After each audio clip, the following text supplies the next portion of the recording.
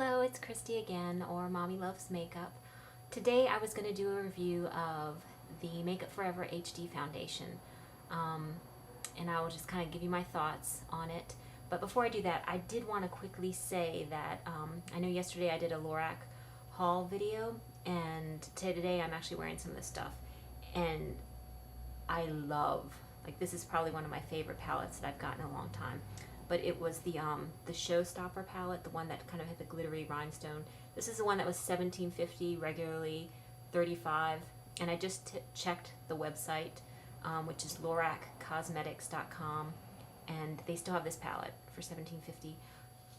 Awesome. I'm wearing it right now, and you know, on the camera it's probably not coming across with the proper colors, but all of these are a favorite. And I even broke away from my NARS Deep Throat blush and actually wore the blush in this palette today. So in case you haven't seen that video, here's what the palette looks like. Really pretty colors.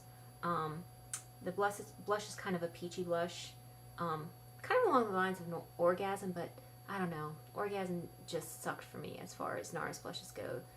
I still don't get the hype over that. This one has a sheen to it. It's not glitter, so but it's so pretty. It's like one of those ones, you know, the over 30 crowd can wear, and it won't look weird. So this blush, let me just say the names of them in case anyone's interested. The blush is called Couture.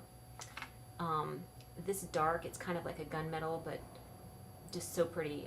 This eyeshadow is called Glamour. This kind of coppery brown, I don't even want to call it golden brown, like a goldy brown, is called Luxe. Then this is kind of like a peachy, shimmery, I shouldn't say shimmery, it's like, is it called I forget the name, but it's kind of like a peachy, pinky color. And then this is just a beautiful champagne. And again, they all have a sheen to them. Not glitter, you know, not like Urban Decay, Midnight Cowgirl, just perfect for someone, you know, over 30, and it's not going to look weird. So highly, highly, highly recommend this. And then I'm actually wearing the Martha sheer lipstick. That was $4.99. Love that too. Good one. So I just thought I would mention that. Now on to the Makeup Forever. Actually, this is what I keep doing with it. I have it my Sephora bag with my Sephora receipt. Let's see. It has now been like a little over a month and a week. And every time I use it, I end up putting it back in its box because I'm so on the fence about it. And I actually haven't even touched this since I'd gotten that Shiseido foundation that I did the review for, the Sun Protection Liquid Foundation. So I wore it today. I'm wearing the HD, Makeup Forever HD right now.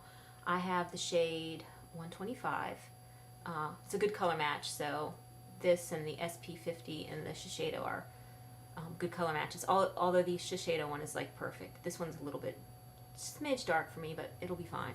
It blends pretty well, and it's very forgiving.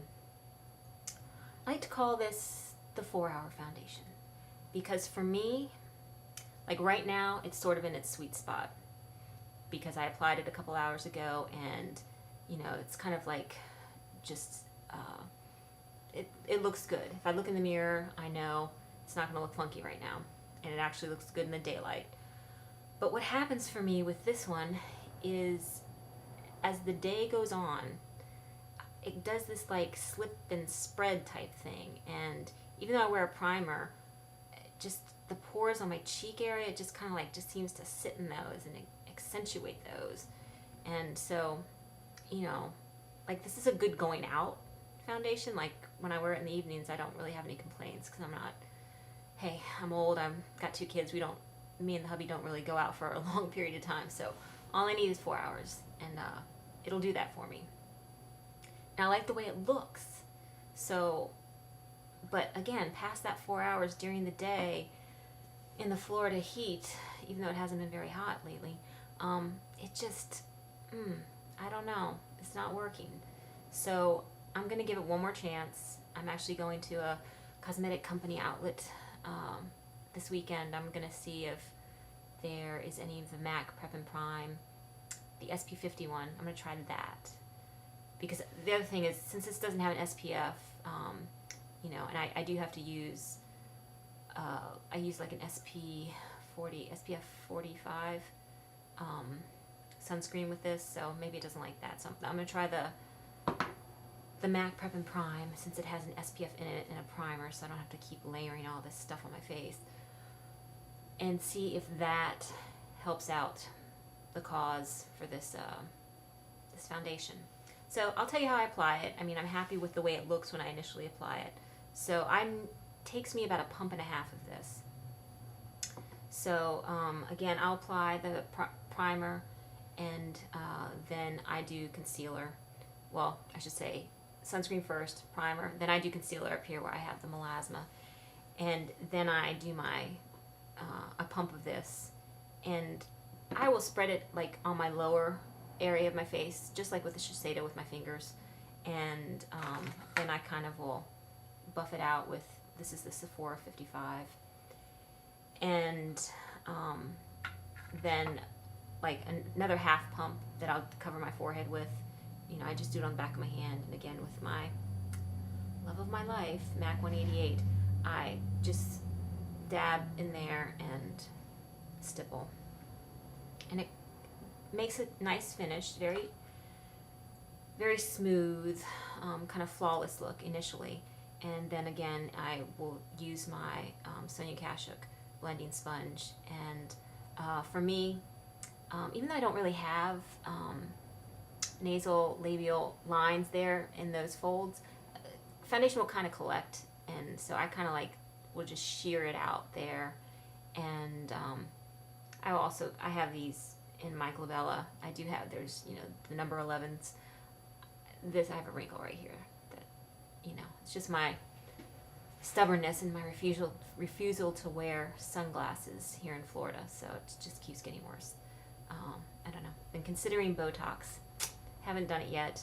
Even though I worked in a medical day spa, and we were owned by plastic surgeons, and we actually got a lot of nice perks working there. I was like one of the only girls who didn't have any work done, so I haven't had anything done, and now I'm finally considering doing Botox. So if I do, I'll give a review.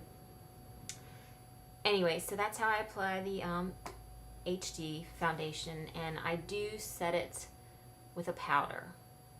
I have that HD, the micro finish powder, I believe that's the white one, and I have it in a little travel size.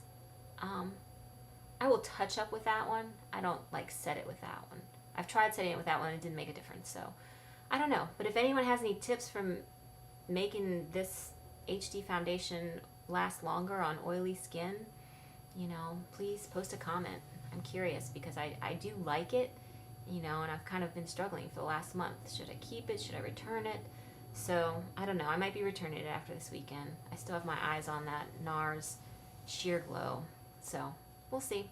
Anyways, that's my review. Thanks for listening. Bye.